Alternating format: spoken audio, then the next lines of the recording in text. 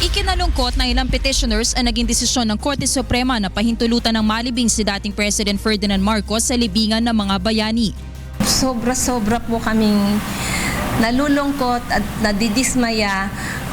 Lalo ho kaming nasya kasi yung mismong argumento namin parang nabaliwala. Yung hilom na sinasabi, hindi hilom sa amin. Lalong pinapalaki ang sugat. Lalong idinidiin ang hapdi. Maging ang ilang mga senador hindi rin natuwa sa desisyon ng kataas-taasang hukuman. Wanted them to appreciate the case at the level of history, not just technicalities.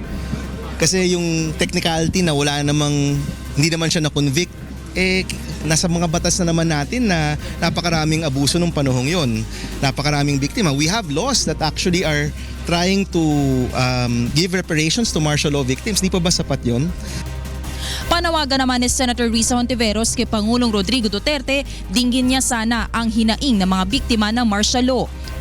Ako po'y patuloy na nananawagan sa Pangulo.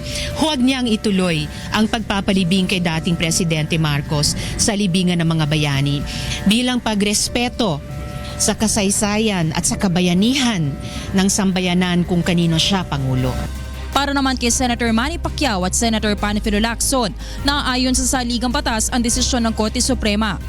Kung konstitusyon na pagbabasihan natin, once na ikaw ay naging presidente at elected ka, you have the right na yung kumbaga qualify ka na iilibing doon sa libingan ng mga bayani.